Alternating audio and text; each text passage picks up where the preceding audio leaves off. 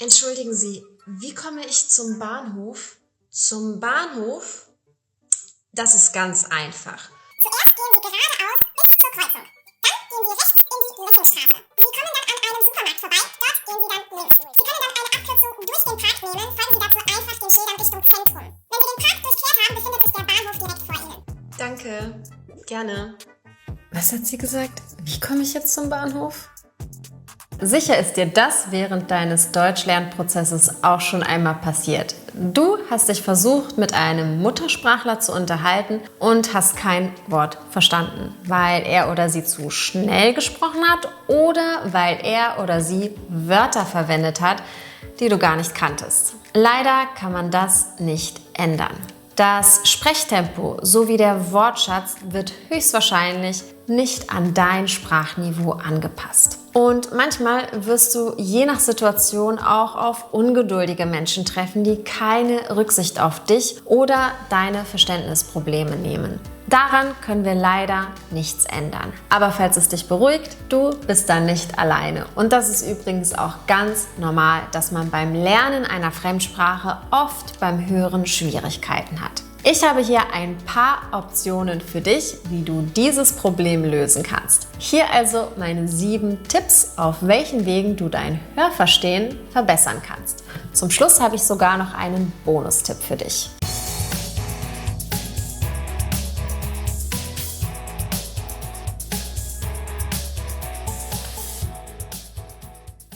Erstens. Als allererstes musst du herausfinden, auf welchem Sprachniveau du bist, damit du deine Hörtexte dementsprechend anpassen kannst. Auch wenn sich auf der Straße keiner über dein Sprachniveau Gedanken macht, für dich ist es am Anfang wichtig, dass du mit kleinen Schritten vorankommst.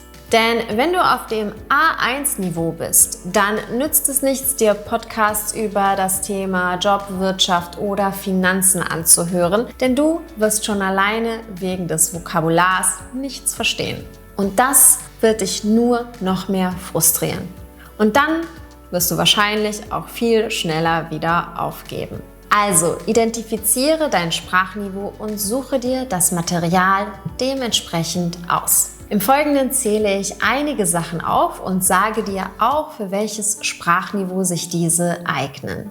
Kurze Anmerkung aber noch zwischendurch. Natürlich sollst du die Hörtexte deinem Sprachniveau anpassen. Das bedeutet aber nicht, dass sie nicht ein bisschen schwieriger sein dürfen. Was ich damit eigentlich sagen wollte, ist, dass wenn du auf dem A1-Niveau bist, du keine Texte hören solltest, die auf dem C1-Niveau sind, weil das nichts bringt. Aber wenn du auf dem A1-Niveau bist und leicht schwierigere Texte hörst, dann ist das auch sehr wichtig für dich, denn damit lernst du wieder neue Sachen dazu.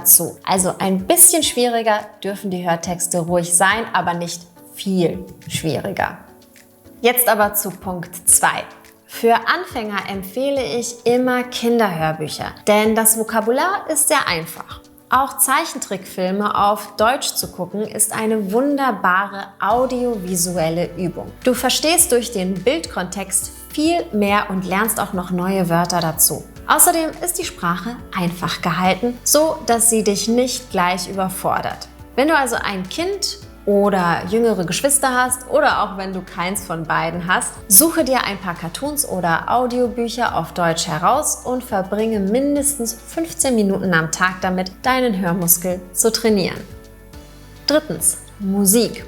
Die wohl einfachste Art, das Hörverstehen zu trainieren, ist, deutsche Musik zu hören. Du kannst dir zum Beispiel einmal die Songlyrics von deinem Lieblingssong aus dem Internet ausdrucken, sie einmal lesen, um den Inhalt zu verstehen und dann das Lied ohne den Text zu hören. Am besten singst du dann auch noch mit, dann machst du dir die Worte, die gesungen werden, noch bewusster.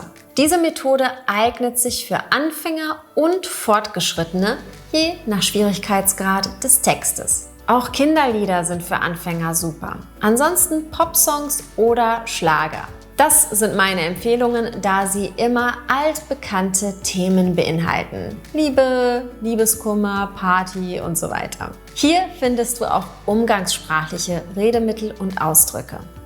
Tipp 4. Für etwas fortgeschrittene Anfänger empfehle ich die Deutsche Welle mit den langsam gesprochenen Nachrichten. Und das Tolle ist, unter den Nachrichten findest du auch immer das entsprechende Sprachniveau, das man haben muss, um all diese Nachrichten zu verstehen. Außerdem findest du auch noch ein Transkript, sodass du zur Not auch noch einmal nachlesen kannst, was gesagt wurde.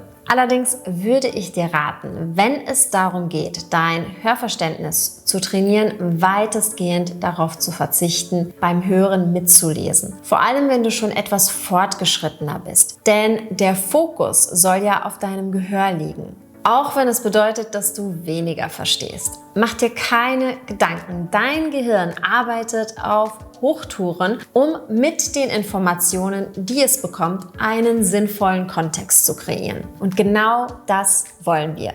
Wir wollen unsere grauen Zellen ein bisschen unter Stress setzen und sie so für spontane Alltagssituationen trainieren. Denn in einem spontanen Gespräch gibt es leider keine Untertitel oder Transkriptionen. Übrigens, in all meinen Deutschkursen habe ich extra Audiodateien für dich erstellt mit den unterschiedlichsten Themen. Darin findest du alltags-, aber auch prüfungsrelevante Inhalte. Schau also gerne mal vorbei. Den Link gibt es unter dem Video. 5. Radio und Fernsehen. Eigentlich muss ich die gar nicht erwähnen, denn jeder Lehrer hat sie dir wahrscheinlich schon einmal empfohlen. Aber der Vollständigkeit halber sage ich es auch noch einmal hier. Vor allem Radio hören ist ein sehr gutes Hörtraining, denn das kann man ganz entspannt im Auto machen oder während man kocht. Das läuft einfach nebenbei und ist die beste Methode, sein Gehör einfach passiv zu trainieren. Außerdem ist der Vorteil, dass man hier auch viele Begriffe aus der Umgangssprache hört und auch die Aussprache der im Alltag entspricht.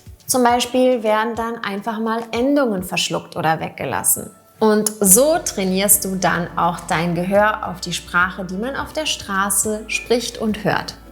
6. Audiobücher. Auch mit Audiobüchern schult man sein Gehör hervorragend. Die Sprache wird ein bisschen gehobener sein als auf der Straße, aber wir brauchen ja schließlich beides.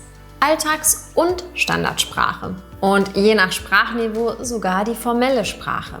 Hier hört man die korrekte Grammatik. Der Genitiv wird zum Beispiel nicht wie in der Umgangssprache durch den Dativ ersetzt und du wirst auch viele Begriffe hören, die du noch nicht kennst. Ich finde immer, eine gute Mischung ist ideal, um das Hörverstehen zu trainieren. 7. Podcasts. In Podcasts werden oft interessante und spannende Themen behandelt. Auch hier, vor allem in Interviewformaten, hört man eher die Alltags- bzw. Umgangssprache. Für Deutschlernende, die also schon auf einem hohen Sprachniveau sind, empfehle ich immer als allererstes Podcasts. Hier kann man sich nach seinem Interessengebiet orientieren und Podcasts zum eigenen Lieblingsthema anhören. Auch wenn du erst auf dem B1 oder B2-Niveau bist, wirst du schon einige Brocken verstehen. Mach dir aber bitte keinen Stress, wenn es nur wenig ist. Das ist ganz normal. Wir üben ja schließlich auch noch. Oft geht es bei meinen Tipps auch einfach nur darum, dass sich dein Gehör an die deutsche Sprache gewöhnt. Und das heißt auch, dass du es gerne mal etwas fordern kannst. Natürlich nicht extrem, wie bereits am Anfang erwähnt, denn dann demotiviert man sich selbst ein wenig. Aber Inhalte auf einem leicht höheren Sprachniveau zu hören, ist wichtig. Denn schließlich werden sich die Leute auf der Straße oder bei den Behörden, wenn du sie anrufst, nicht ausschließlich auf A2-Niveau mit dir unterhalten. Und zum Schluss habe ich noch einen Bonustipp für dich. Und dieser gilt tatsächlich für alle Sprachniveaus. Wenn du aus dem Haus gehst und unter Menschen bist, auch wenn es nur zum Einkaufen ist, setze niemals Kopfhörer auf und höre Musik. Dein Gehör muss sich auf dein Umfeld konzentrieren. Was sagen die Leute um dich herum? Welche Ausdrücke, Redemittel und Redewendungen wiederholen sich? Wie sprechen sie manche Begriffe aus? Hier hast du die Realität, die Sprechgeschwindigkeit, die Außengeräusche drumherum, die Unterbrechungen, das Durcheinanderreden. Hier kannst du dein Gehör am besten schulen.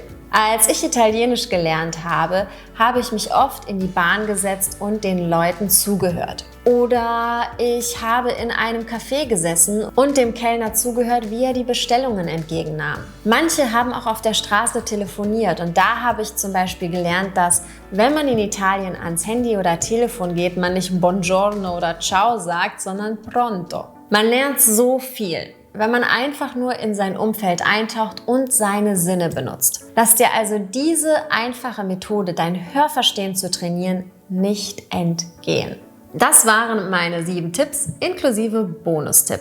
Falls dir dieses Video geholfen hat, dann freue ich mich wie immer darüber, wenn du es likest, meinen Kanal abonnierst und natürlich auch die Benachrichtigungen aktivierst, damit du auch keins meiner Videos verpasst. Lass es mich in den Kommentaren auch unbedingt wissen, welche Methode dir am besten geholfen hat, dein Hörverständnis zu verbessern und hilf so auch anderen. Ich freue mich immer, wenn ich deine Kommentare oder eure Kommentare sehe und wollte mich an dieser Stelle bei euch bedanken, dass ihr so eine freundliche und herzliche Community seid. Ich bin sehr froh, dass ihr da seid und wünsche euch wie immer viel Spaß beim Lernen.